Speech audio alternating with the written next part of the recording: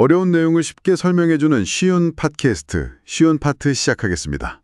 안녕하세요. 오늘은 어떤 주제인가요? 네, 오늘은 구독자님께서 보내주신 자료들을 좀 봤는데요.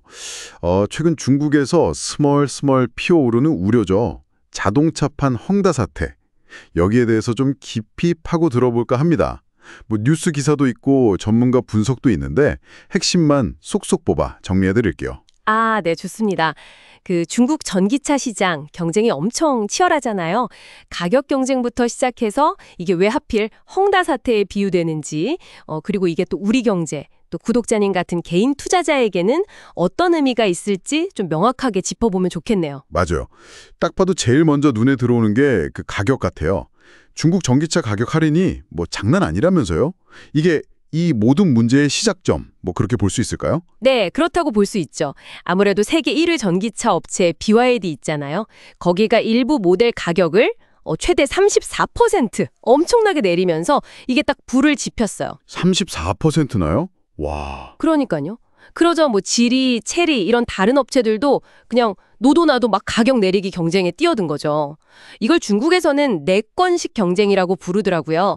우리말로 하면 그냥 제살 깎아먹기 경쟁. 거의 이익 포기하는 수준까지 가는 거죠. 제살 깎아먹기. 듣기만 해도 좀 심각한데요? 근데 단순히 가격만 내리는 게 문제가 아니라면서요? 주행거리 0km 중고차.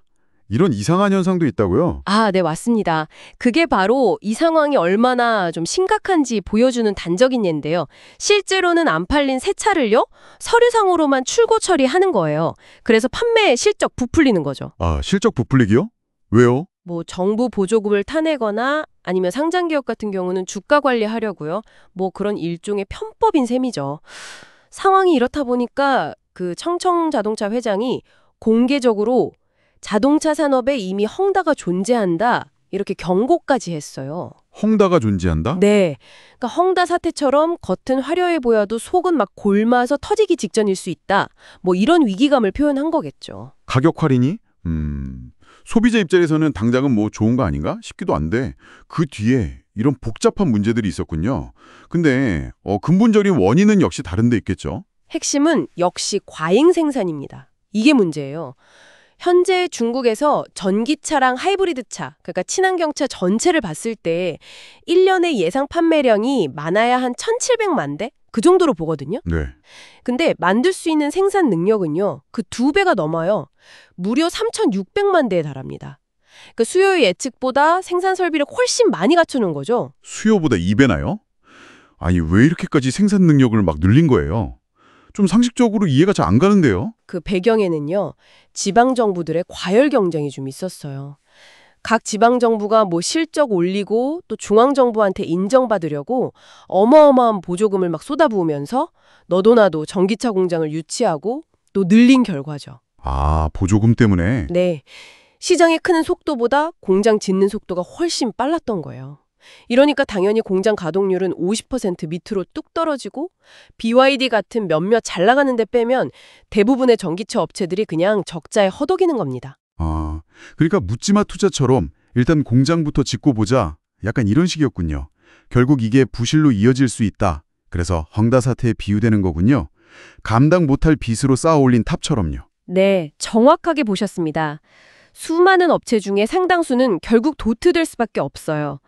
이 과정에서 문 닫는 기업들이 막 나오고 여기에 엮인 금융 문제나 실업 문제 같은 게 터지면 예전에 부동산 업체 헝다가 그랬던 것처럼 연쇄적인 경제 위기로 번질 수 있다. 이런 우려가 지금 큰 거죠. 그래서 중국 정부도 가만히 있지는 않겠네요. 네, 그래서 중국 정부도 지금 100개가 넘는 전기차 업체를 최종적으로는 15개 미만으로 정리하려는 상당히 강력한 구조조정을 계획하고 있습니다. 그럼 이렇게 남아도는 차들, 이건 다 어디로 가는 거예요?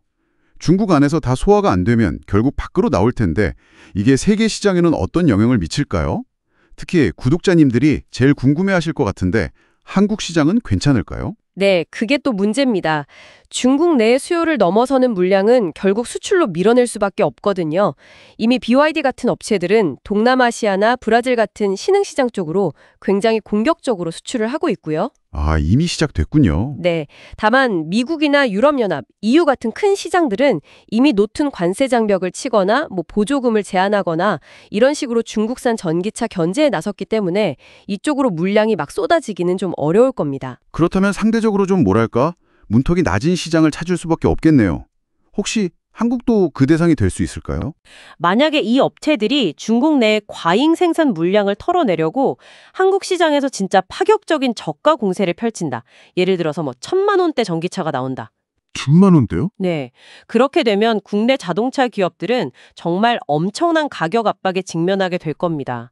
이건 당연히 국내 기업의 수익성 악화로 이어질 수 있고 또 관련 주식에 투자하시는 우리 구독자님들께는 상당한 불안 요인이 되겠죠. 특히 지금 국내 전기차 시장 성장세가 약간 주춤한 상황이라서 이런 외부 충격에 더 취약할 수 있다는 점도 좀 염두에 두셔야 합니다. 그렇군요. 정리를 좀 해보면 중국 내 전기차 과잉 생산이랑 그 출혈 경쟁이 결국 재고 문제로 커지고 이 재고를 처리하려고 수출 압력이 높아지면서 그게 결국 한국 시장에도 직접적인 영향을 미칠 수 있다. 이런 이야기네요. 네, 맞습니다. 단기적으로 보면 소비자들이 싸게 전기차를 살 기회처럼 보일 수도 있겠지만 장기적으로는 국내 자동차 산업의 경쟁력을 약화시키거나 관련 산업 생태계를 좀 교란시킬 수도 있습니다. 따라서 구독자님 같은 개인 투자자 입장에서는요, 중국 전기차 업계의 구조조정이 어떻게 진행되는지, 그리고 그 여파가 국내 자동차 산업이나 관련 기업 주가에 어떤 영향을 미치는지 이걸 좀 면밀히 지켜볼 필요가 있습니다. 네, 오늘은 자동차판 헝다 사태 우려에 대해 구독자님의 자료를 바탕으로 깊이 있게 파헤쳐봤습니다. 오늘 나눈 이야기가 구독자님께 유익한 정보가 되었기를 바랍니다. 이상으로 오늘의 쉬운 파트를 마치도록 하겠습니다. 지금까지 쉬운 파트 시청해 주셔서 감사합니다.